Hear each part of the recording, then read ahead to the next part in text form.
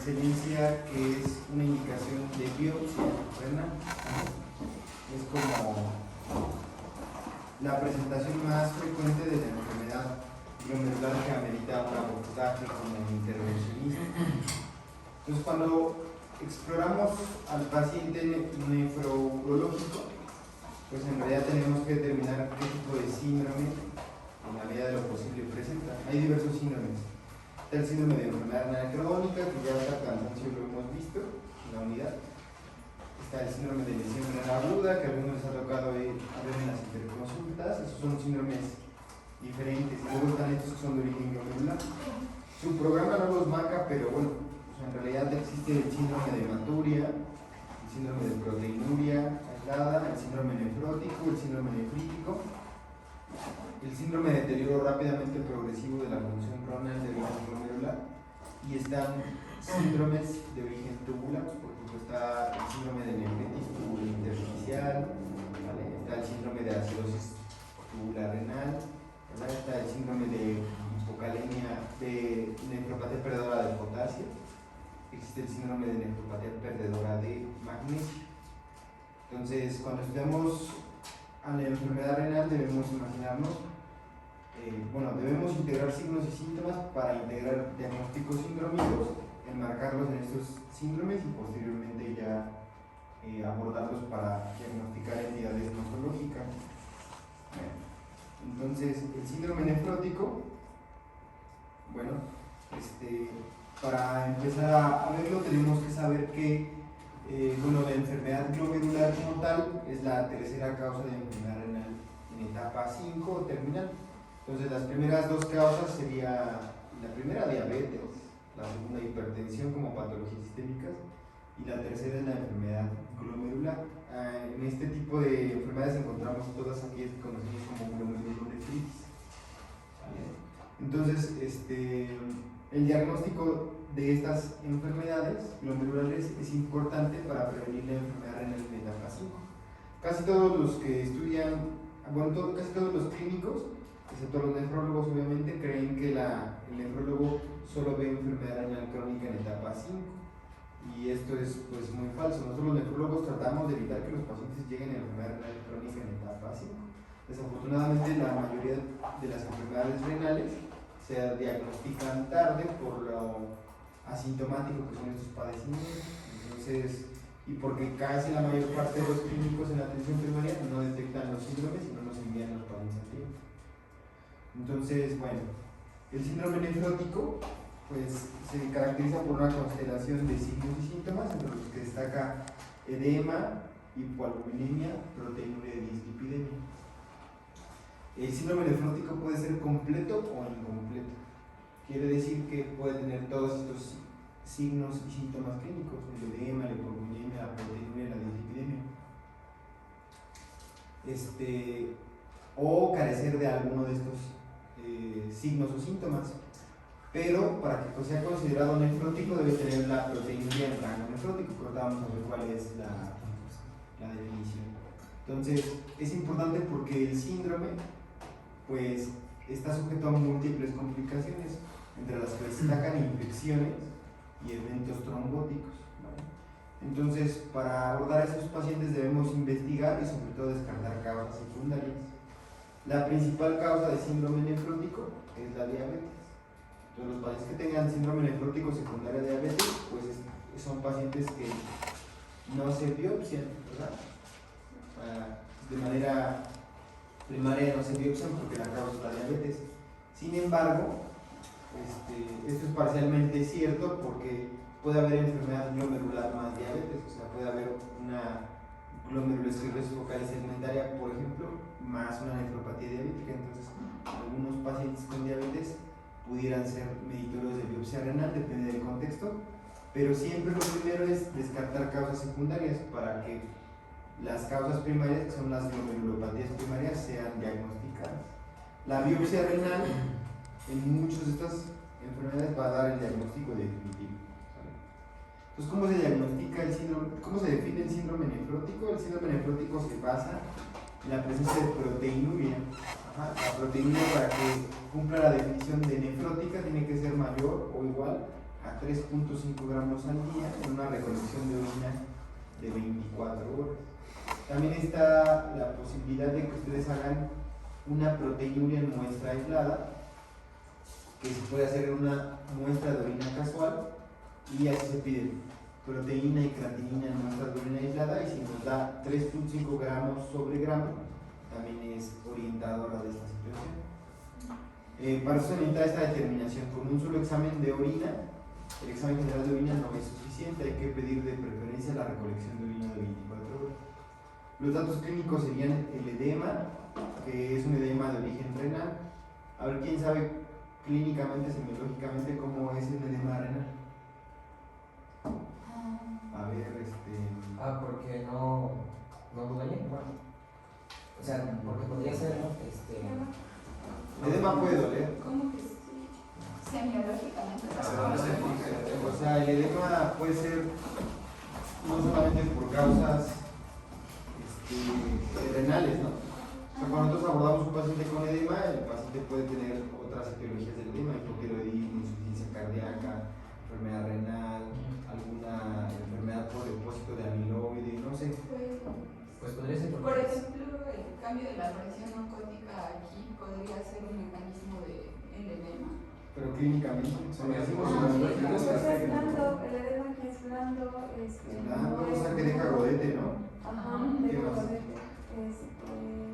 El edema, por ejemplo, del hipotiroidismo es un edema duro, no deja godete, o el edema del linfedema es duro, entonces no deja godete. Y estos son blancos. Estos son blandos, ¿qué más? ¿Quién les enseñó práctica clínica en la facultad?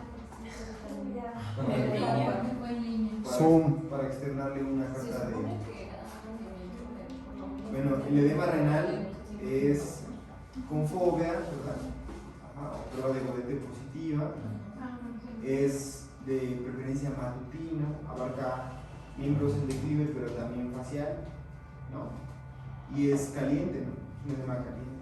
A diferencia del edema cardíaco, ¿no? El edema cardíaco deja rodete, pero es un edema de presentación vespertina. Esto creen que es ridículo, pero es con alto valor predictivo. O sea, si ustedes le dicen al paciente, ¿usted amanece hinchado o se va hinchando con respecto a pasa el día? No, yo me voy hinchando con respecto a pasa el día. ¿Hincha de la cara? No, ese es un edema que orienta más a la patología cardíaca. ¿Vale? Entonces recuerden que el edema renal afecta a la región facial, ¿no? Causa edema palpebral, acuérdense de los pacientes. La pérdida de proteínas exagerada causa hipoproteinemia y es característico en los hallazgos del examen de orina la presencia de lipiduria, que es la presencia de cilindros grasos en el examen del sedimento urinario. Entonces, el síndrome nefrótico es más frecuente en hombres. Su causa global más frecuente es el daño renal inducido por diabetes, y la causa más frecuente a nivel de América Latina de enfermedad primaria. Cuando hablamos de enfermedad primaria, es una enfermedad que se origina y que afecta primordialmente al riñón, es la glomerulosclerosis focal y segmentaria. La causa más frecuente de etiología secundaria es una enfermedad de compromiso sistémico que afecta al riñón como parte de su compromiso, es la diabetes. En nuestro país hay un registro grande de biopsias y nosotros hacemos un síndrome nefrótico por la glomerulosclerosis focal y segmentaria. La nefropatía membranosa es la segunda causa más frecuente como entidad primaria, y la tercera es la enfermedad glomerular de cambios mínimos. Este es en adultos. En niños, la principal causa de síndrome nefrótico es la enfermedad glomerular de cambios mínimos. ¿Vale? Y en población caucásica, es decir, ustedes leen la literatura americana, europea, van a ver que la primera causa en estos países es nefropatía membranosa.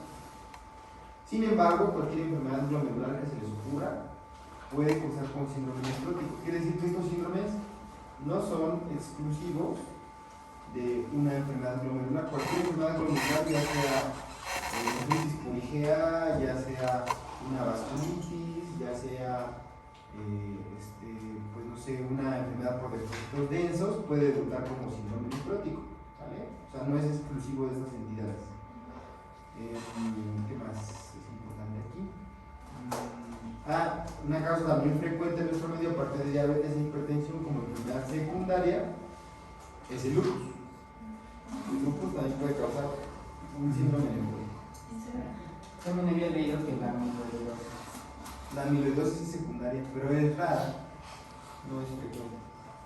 Entonces, bueno, para hacer un repaso, la proteinuria, pues recuerden que consideramos un punto de corte de 250, ¿verdad?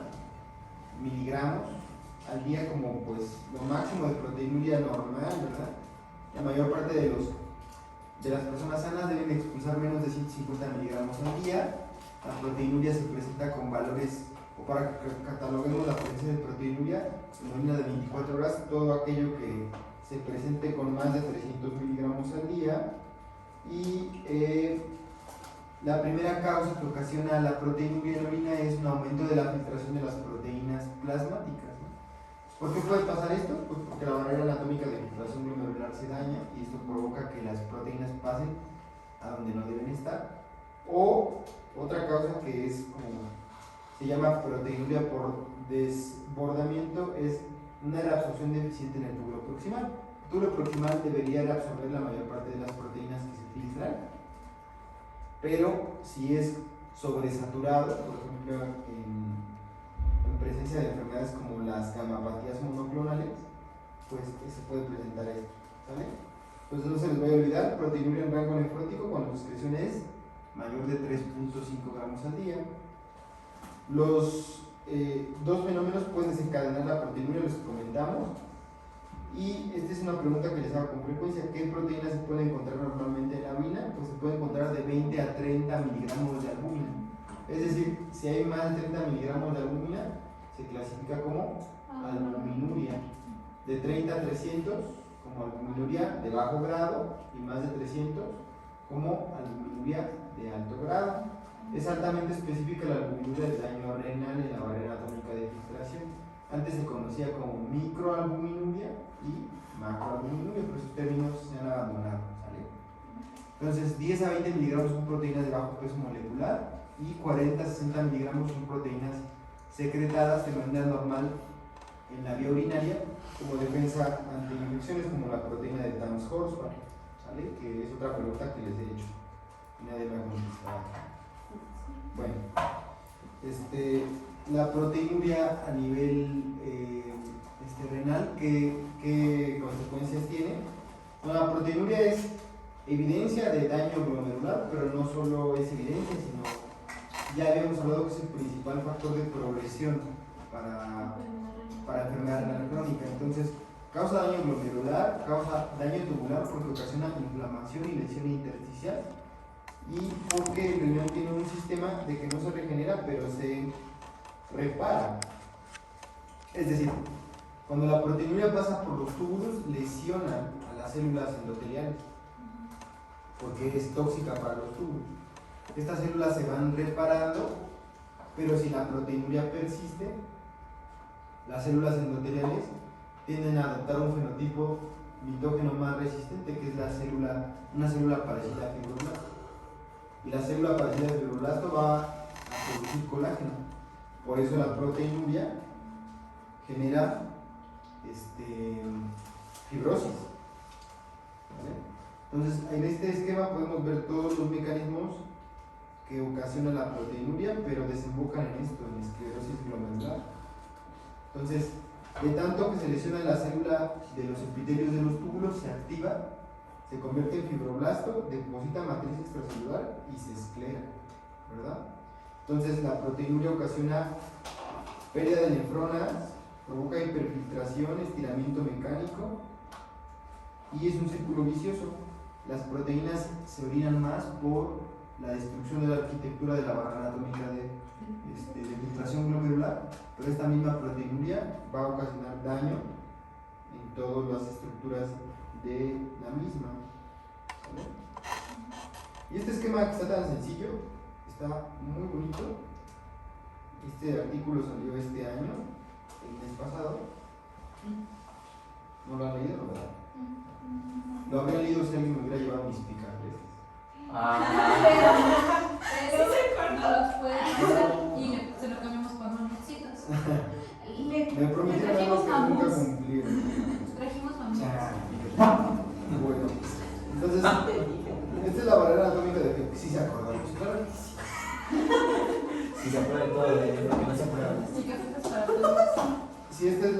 esta es la barrera atómica de filtración glomerular. Vean, ahí está la célula endotelial, es una membrana basal glomerular. Esos son los pocitos, son las prolongaciones de los pocitos. Y eso que está entre las prolongaciones de los pocitos se llama diafragma de hendidura. Entonces, normalmente es selectiva la barrera atómica de filtración glomerular por tamaño, pero más que por tamaño, por carga. ¿Qué carga tiene la barrera atómica de filtración glomerular? Negativa. Entonces, lo negativo rechaza lo negativo, ¿verdad? Por eso, ¿Se vuelve positiva aquí? por eso cuando ustedes por eso siempre se enamoran de personas que no les conviene. Que atraen lo opuesto. Que no saben. Atraen lo opuesto. Entonces, la albúmina y las proteínas tienen una carga aniónica.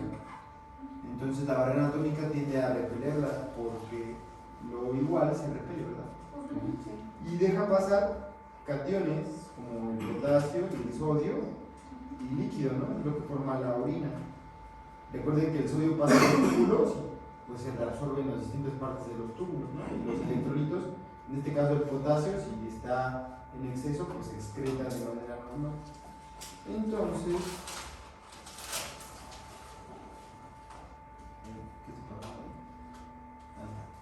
Ahí vemos otra estructura que marca una polaridad negativa normal, pues el principal determinante de la selectividad por la filtración depende de esta polaridad negativa, eso es normal. Entonces, si existe un mecanismo, por ejemplo, inmunológico, anticuerpos, activación del complemento, daño mecánico, están muy gordos e hiperfiltran, entonces estas células de los epitelios, pocitos, las células endoteliales se dañan, se estiran y se lesionan, ¿verdad? Lo que ustedes quieran, complejos inmunes, ataques de complemento, lesiones mecánicas, tóxicos, ¿no?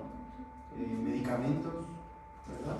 Entonces, esta situación de esta polaridad se va a perder y la filtración de proteínas está determinada también por tamaño, ¿no?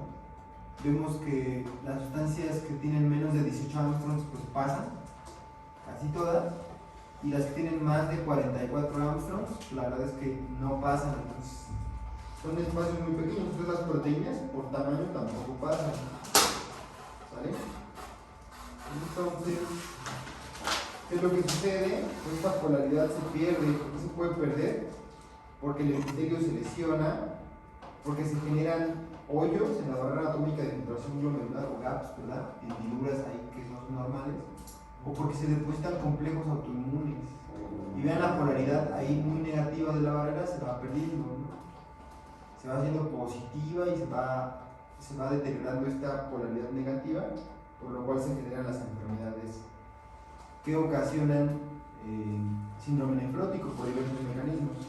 Entonces podríamos hablar de una glomerulosclerosis focal y segmentaria, que está ahí como GSFIS, que provoca algo que se llama podocitopenia, o sea, lesiona fundamentalmente al podocito y entonces pues esa barrera se daña, ¿no? Y existe otra cosa que se llama enfermedad de Cambios-Mills, que no daña a los, no se pierden podocitos, pero la diafragma de hendidura pues se deteriora. Entonces vean cómo pasan las proteínas filtradas por esos hoyos en la enfermedad de Cambios-Mills. Y vean en la imagen del fondo esta que ven ahí en ese esquema detallado que hice. Esa cosa que está en gris es un complejo autoinmune, ¿no? Entonces, ahí daña la barrera atómica de filtración y ocasiona la pérdida de proteínas en algo que se llama nefropatía membranosa. Lo mismo puede pasar en el lupus, que depositen ahí anticuerpos y dañan la barrera, ¿vale? Lo mismo puede pasar en algunas otras enfermedades inmunológicas renales. Y en diabetes, por ejemplo, se destruyen mucho los endotelios. Entonces, la célula endotelial se daña, se provoca microinflamación, trombosis, activación del complemento, expresión de productos avanzados de la glicosilación que por esa estructura la deterioran y la dañan. Pues el edema es responsable o se genera por esta pérdida de proteínas a nivel de la orina. Entonces, el cuerpo corresponde o incrementa la síntesis de proteínas, pero esto finalmente no es como tan compensable, y entonces al disminuir la presión oncótica, el organismo sobreactiva el sistema renina-angiotensina aldosterona y genera hipertensión. Por eso el síndrome nefrótico puede cursar también con hipertensión. Otros fenómenos que se presentan son la hipercoagulabilidad, la dislipidemia, y bueno, ahorita lo vamos a ver a detalle eso, ¿no? El cuadro clínico, ya hablamos de la magnitud de la proteinuria, y va a haber edemas. El edema va a predominar en miembros pélvicos, pero puede ser facial. Depende de la intensidad de la proteinuria. Aquí estamos hablando de 3.5 gramos al día, pero por ejemplo yo tengo un paciente privado que voy a biopsiar mañana y tiene 7 gramos. Pero yo he visto pacientes que tienen 20 gramos. Por ejemplo, hay algo que se llama síndrome nefrótico de origen finlandés, que es congénito, porque hay mutaciones de las proteínas que conforman el diafragma de hendidura, donde los niños pierden hasta 30 gramos de proteína. Todos los pacientes pueden llegar a tener anasarca, o sea, de verdad pueden tener ascitis, derrames pleurales, congestión venosa pulmonar, edema en todas partes, y eso puede ocasionar, cuando afecta a la circulación pulmonar, disnea. Y pues va a haber dislipidemia. Tradicionalmente se caracteriza por un colesterol alto, es como la causa más, la situación más frecuente, colesterol alto con un HDL bajo, las lipoproteínas de alta densidad, y puede haber grados variables de hipoalbuminemia. Es lo mismo, puede ser desde una hipoalbuminemia leve hasta una hipoalbuminemia severa. Por ejemplo, estas semanas tuve un paciente hospitalizado en Liceo con síndrome nefrótico que tenía albúmina de ingreso de 0.8, o sea, cuando el valor normal son 4 gramos, imagínense, puede ser muy intenso. Y se pueden generar situaciones como esta es como la imagen más famosa que se genera por el hipoalbuminemia y la dislipidemia, que se llaman uñas de Merck. Que vean que ahí perdemos la lúmula, ¿no? Y se generan esas bandas blanquecinas, que sí las he visto, son más frecuentes en niños. Y no se ve bien. ¿Le puede hacer zoom? Pero sí se ve. Aquí tenía texto. Bueno, es algo de lo que vamos a ver. Ese era como el desglose de lo que vamos a ver. Entonces, ¿por qué se genera dislipidemia? ¿Por qué se genera hipercolesterolemia? Pues va a haber múltiples mecanismos, pero haga de cuenta que la pérdida de proteínas por parte de el riñón pues va a provocar que el hígado se sobreestimule para producir una reposición de estas proteínas perdidas. Sin embargo, el hígado no solamente sintetiza proteínas, sino también sintetiza precursores de colesterol que finalmente ocasionan estos incrementos en sus concentraciones séricas. También se pierde a nivel urinario activadores de la lipoproteína lipasa, y esto provoca que el colesterol no se degrade, y hay un incremento de la actividad de una enzima que se llama protein casein subtilisina K9 o PCSK9. Esta está sobreestimulada y se va a formar un fenotipo de colesterol alto con HDL bajo, y esto va a ocasionar que el paciente no solamente tenga problemas nefrológicos, sino también un riesgo cardiovascular elevado. Entonces la dislipidemia se genera por estos mecanismos: incremento de síntesis hepática de colesterol, disminución de la actividad de la lipoproteína lipasa y aumento de la actividad de la PCSK9. La hipoalbuminemia pues puede ser consecuencia de las pérdidas urinarias, pero con el tiempo también se pierde la capacidad de la compensación hepática en la síntesis de albúmina, ¿vale? Entonces la hipoalbuminemia va a ser la primera responsable de los edemas que tienen los pacientes. Aquí en la formación de edema hay dos teorías fundamentales. Una es la teoría del infrallenado. La teoría del infrallenado dice que al perder proteínas se pierde la presión oncótica, y entonces el cuerpo identifica hipovolemia efectiva a través de sus sensores renales. Entonces esto activa el sistema renina-angiotensina aldosterona y ocasiona retención de sodio y agua. Pero lo que nosotros creemos que es más efectivo, o que es como la teoría predominante del edema en el síndrome nefrótico, es la teoría del sobrellenado. La teoría del sobrellenado habla de que la hipoalbuminemia genera la sobreexpresión de receptores a nivel distal que son habidos por el sodio. El principal es el ENaC. Recuerden que el ENaC está en el túbulo distal, en el túbulo colector, y se encarga de la absorción de sodio y de la excreción de potasio. Entonces, se cree que en el síndrome nefrótico hay mucha síntesis y expresión tubular de ENaC. Una característica fundamental también del nefrótico es la hipercoagulabilidad. Se pierden, esta barrera atómica de filtración glomerular está dañada y no solo provoca la pérdida de proteínas, sino también de factores de anticoagulantes. ¿Vale? Nosotros tenemos un sistema de coagulación, pero tenemos un sistema de anticoagulantes que está en equilibrio para que nosotros no tengamos fenómenos trombóticos de manera frecuente, ¿no? Si estuvieran solamente los elementos de la teoría celular de la coagulación en nuestra sangre, entonces, por ejemplo, un golpe podría activarlos, o un daño endotelial podría activarlos, o ya que se generó, por ejemplo, una disrupción de los endotelios, entonces, ¿qué controla que los coágulos crezcan de manera incontrolada? Pues los sistemas anticoagulantes endógenos. Entonces, al tener lesionada la barrera atómica de filtración glomerular, vamos a perder inhibidores de la coagulación como la antitromina 3. Esto va a ocasionar que tengamos más predisposición a trombosis. Y aparte, el hígado va a sintetizar de manera exagerada factores procoagulantes como el pirinógeno, el factor 5, el factor 7, el factor de von Willebrand. Esto aunado a que el paciente, si bien está edematizado, en realidad está hemoconcentrado y a veces por los edemas no se mueve y está inmóvil. Entonces es la receta perfecta para que los pacientes en trombosis. Bueno, entonces hasta 10% de los adultos nefróticos van a tener un episodio de trombosis y 2% de los niños van a tener un evento de trombosis. Y la enfermedad que más genera trombosis como causa de síndrome nefrótico es la nefropatía membranosa. ¿Vale? ¿Cuál es la trombosis más frecuente en este subgrupo de pacientes? La trombosis de la vena renal. La trombosis de la vena renal puede ocasionar que se incremente masivamente la proteinuria y se deteriore la función renal. Entonces, la albúmina es un marcador de riesgo para tromboembolismo y cuando está sobre todo menor de 2, pues se tiene un alto riesgo tromboembólico. ¿Vale? Bueno.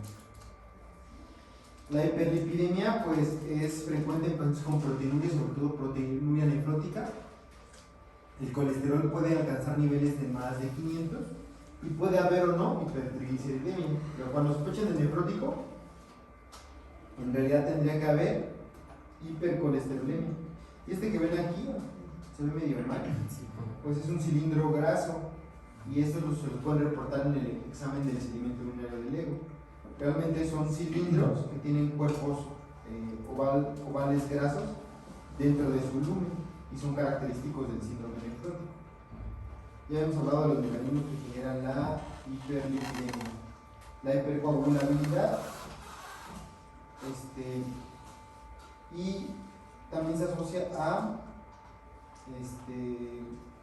infecciones, y el paciente con síndrome nefrótico también se predispone a infección bacteriana. En niños están descritos peritonitis, por ejemplo, por pocos gram positivos que viven en la piel, pero también puede haber celulitis, sobre todo en áreas de las piernas. Entonces imagínense, esa piel de esas regiones donde tenemos mucho edema pues está sobredistendida, se vuelve frágil, delgada, se rompe y se predispone en las áreas de celulitis. ¿Vale? Entonces, si se pierden proteínas por la orina, también se pierden inmunoglobulinas. Y recuerden que las inmunoglobulinas, pues en realidad forman parte de la inmunidad humoral. Entonces, hay un déficit relativo de proteínas de inmunoglobulina y complemento.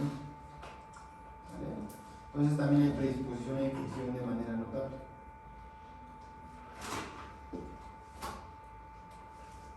Bueno, entonces debo en el abordaje diagnóstico, ya lo diagnostiqué, ya tengo un síndrome nefrótico, Entonces yo sugiero que vean causas secundarias.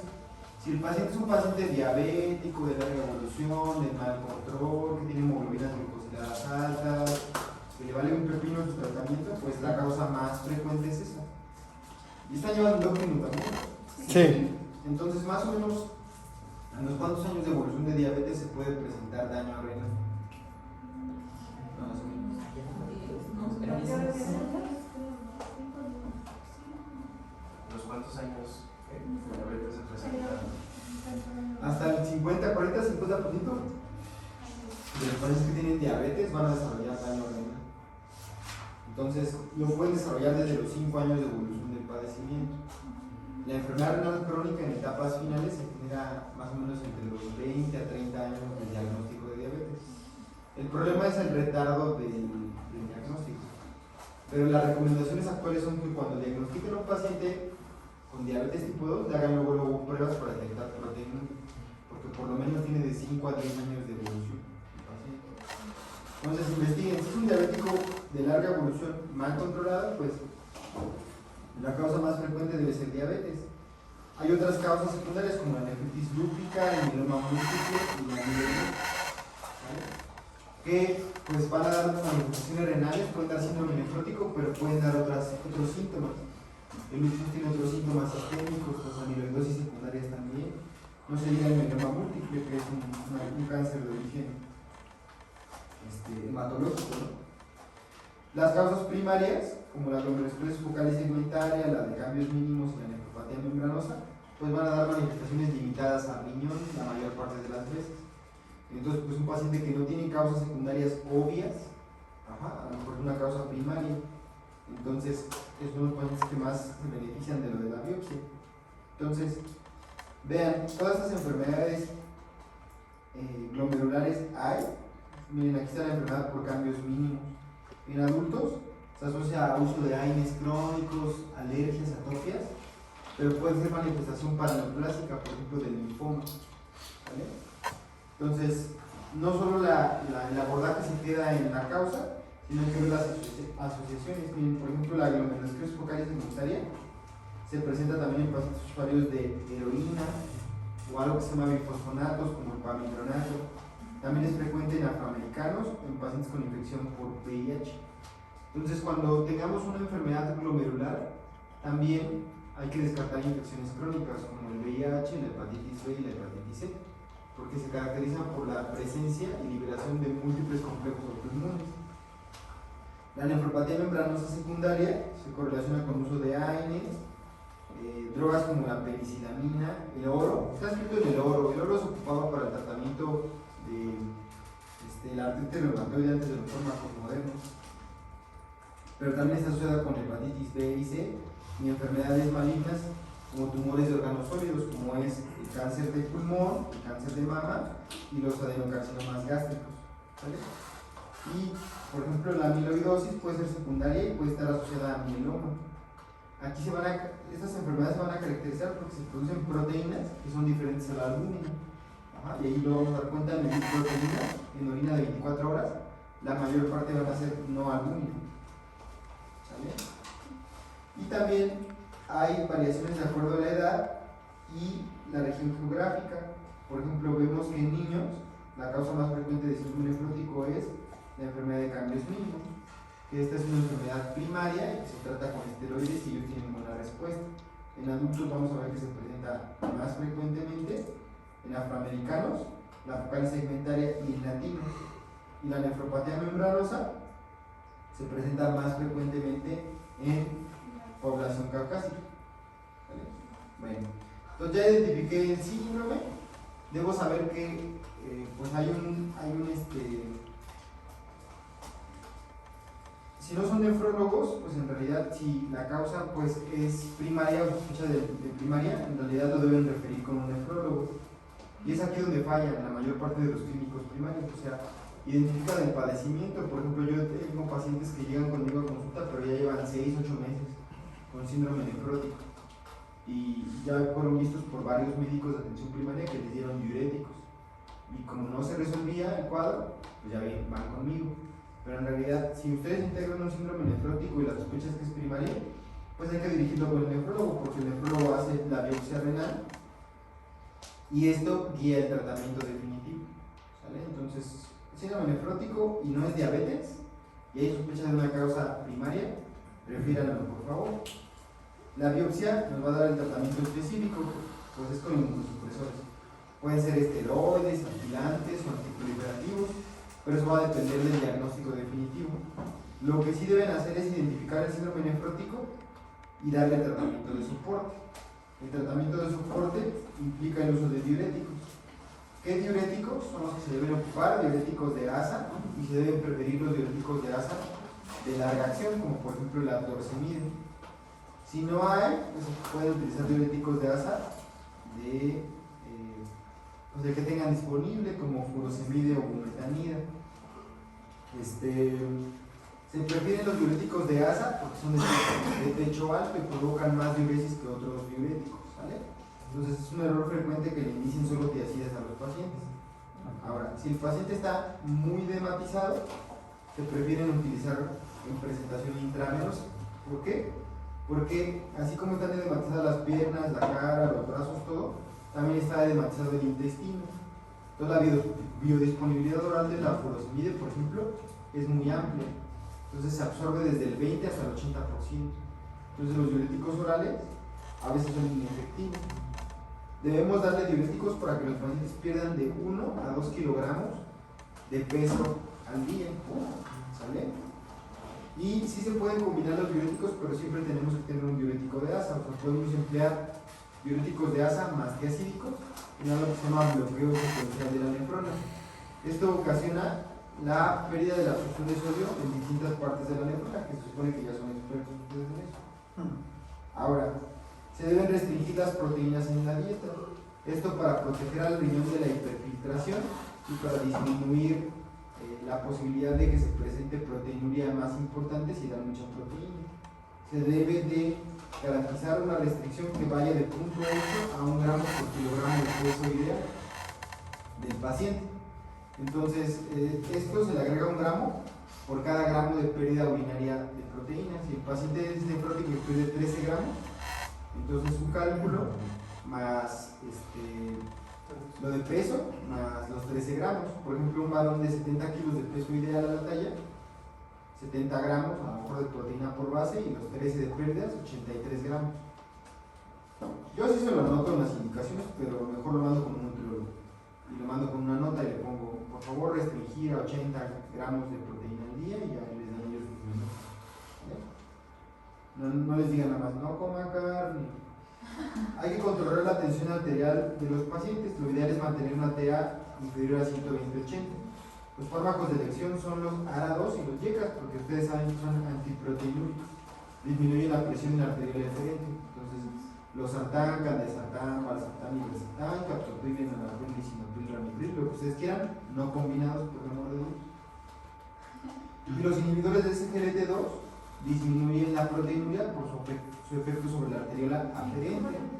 Sin embargo, actualmente solo están indicados en síndrome nefrótico por diabetes. Pueden combinarlos, la paglifosina, canaglifosina o paglifosina con los sartán, valsartán. Entonces, pues a lo mejor más adelante,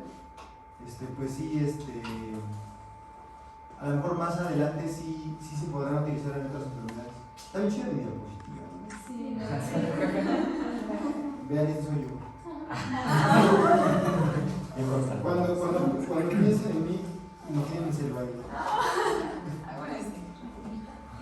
Bueno, el tratamiento también implica la utilización de anticoagulantes, sobre todo los pacientes que tengan una albúmina menor de 2 gramos y una proteinuria mayor de 10 gramos al día para evitar las trombosis. Ojo, si el paciente se va a biopsiar, no se inician los anticoagulantes hasta que se biopsie, por el amor de Dios. Y siempre esto déjenselo al subespecialista, ya que se lo refieren. Estos sí pueden darle tratamiento a la identificación para la dislipidemia, por el que el riesgo cardiovascular es elevado. Imagínense, son diabéticos, son hipertensos, son nefrópatas. Entonces busquen darles estatinas, atorvastatina, rosuvastatina, simvastatina, para bajar ese colesterol. ¿Vale? Los pacientes también se deben vacunar, sobre todo contra influenza, se deben vacunar contra COVID, se deben vacunar contra neumococo, a pesar de que sean jóvenes. Ajá. Y hay que darles profilaxis contra neumocistosis, sobre todo los pacientes que tienen tratamiento con esteroides. La neumocistosis genera una neumonía típica. Se da profilaxis con trimmetoprim con sulfamethoxazol y se puede dar una tableta de doble potencia lunes, miércoles y viernes. ¿Vale? El tratamiento de la enfermedad glomerular va a depender de los resultados de la biopsia y eso ya es como situación ajena a ustedes. Con que ustedes sepan identificar el síndrome nefrótico, darle el tratamiento general y cuándo lo deben referir para biopsia, sería maravilloso. Nunca me ha pasado, pero bueno, todavía sigo esperando ese sueño que un general me refiera a un paciente y me diga: doctor, le voy a mandar un síndrome nefrótico. Los que me los mandan luego, así, identificados, pues son los internistas. Pero ningún general me ha hablado y seguramente se van en la consulta. Y si progresa la proteinuria, va a desarrollar el paciente enfermedad renal en etapa terminal. Y entonces va a perder su riñón y entonces solamente le va a quedar dializar o se puede morir de infección o complicaciones cardiovasculares. Entonces, el diagnóstico del síndrome nefrótico se debe sospechar desde la consulta inicial. Es decir, si tienen un paciente con edema que semiológicamente parece renal y tiene un examen general de orina que marca proteinuria de 500 o más, o 3 cruces, pues es un síndrome nefrótico hasta no demostrar lo contrario, entonces deben pedir las pruebas pertinentes. El diagnóstico se debe confirmar con biopsia, excepto en el caso de diabetes, cuando la diabetes es la única causa sospechada, y la biopsia justifica un tratamiento más específico, evitando que el paciente se someta a tratamientos tóxicos. El tratamiento inicial del síndrome nefrótico, que volvemos a repasar, uso de diuréticos, restricción de proteínas, utilización de IGF-2, inhibidores de SGLT2 y estatinas, pues debe ser conocido por todos los médicos, ¿vale? Y bueno, esta frase que la dije yo, no es cierto, es de Schopenhauer, que dice: la salud no lo es todo, pero sin ella todo lo demás es nada. ¿Vale? Y eso sería todo de nefrótico. ¿Va? Ok, yo tengo una duda. Ajá. ¿Cuánto tiempo vamos a dar a nuestra cita? Pues generalmente los pacientes, vamos a suponer que es un síndrome nefrótico por diabetes. El tratamiento de ese síndrome nefrótico va a ser la corrección de la glicemia. O sea, si yo tengo al paciente controlado, entonces, si disminuye la proteína a menos de 3.5 gramos al día o lo ideal a menos de 1 gramo, va a desaparecer la hipercolesterolemia. Si yo tengo un lupus que debuta con síndrome nefrótico porque es una nefropatía membranosa secundaria al lupus, si yo le doy un inmunosupresor, cuando la barrera anatómica de filtración se repare, va a dejar de perder tanta proteína y va a dejar de sintetizar colesterol a nivel hepático. Entonces depende de la remisión de la enfermedad que lo causa. O sea, por eso lo voy a citar y lo voy a ver continuamente. Entonces, el tratamiento también puede ser etiológico, ¿no? Si es por lupus, entonces se trata de lupus. Exactamente, y eso repara la barrera anatómica de filtración y corrige los edemas, corrige la dislipidemia, corrige la hiperlipiduria y eso. O sea, el tratamiento definitivo de la enfermedad glomerular es lo que va a determinar que tenga reversibilidad. Es un poco complejo porque en cada enfermedad, para cada enfermedad que les presenté ahí, hay una guía. Entonces, para cada enfermedad hay criterios de reversibilidad.